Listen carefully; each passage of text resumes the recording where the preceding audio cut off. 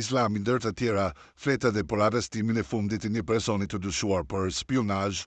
Prokuroria speciale njoftoi se pas hetimeve disa mujore ka arrestuar shtetasin me iniciale HS i dyshuar për spionazh.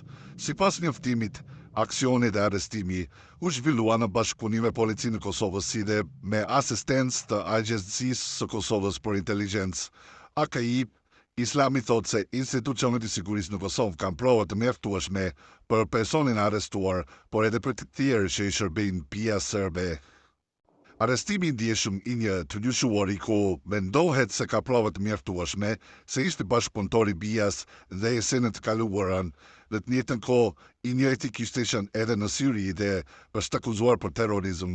Unë besoj se institucionet e sigurisë së Kosovës kanë prova të mjaftueshme, jo vetëm për këtë, por edhe për disa të tjerë, kur merret parasysh që brenda një viti janë arrestuar 5 bashkëpunëtorë ose agent të BIAS, kam theksuar se kryshte vetëm fillimi dhe se në Kosovë vlojnë bashkëpunëtorët e agentëve të BIAS, thot Islami.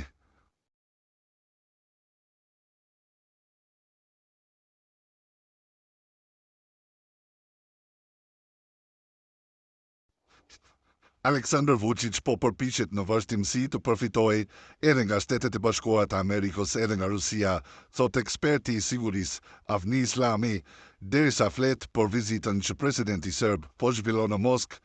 Vučić do të marrë pjesë në paradën e fitores në sheshin e kuish më 9 maj, pavarësisht kundërshtimit të Bashkimit Evropian. Komisionirja për zgjerim e bllokut Marta Kos tha ditë më parë se nëse Vučić shkon në Moskë, ajo do të ketë shumë më të vështirë të ndihmojë Serbisë të qëndrojë e përkushtuar në rrugën evropiane.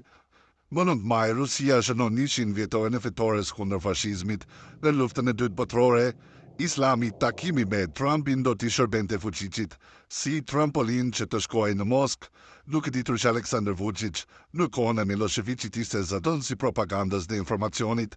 Ai dhe pse sot është presidenti i Serbisë ende jeton më të kaluarën dhe përpiqet që përmes propagandës dhe gënjeshtrave të tij të arrijë suksesin e tij.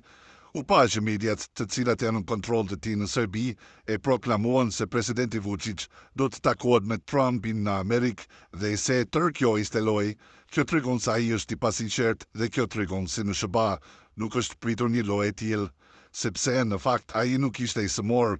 Biseda ose takimi me Donald Trumpin do t'i shërbente si trampolin që ai të shkojë në Moskë, ku të marrë pjesë në së bashku me presidentin Putin në paradë. Kjo tregon se ky përpiqet të vazhdimsi të përfitojë nga lindja dhe perëndimi nga Rusia dhe SBA-ja, thot Islami.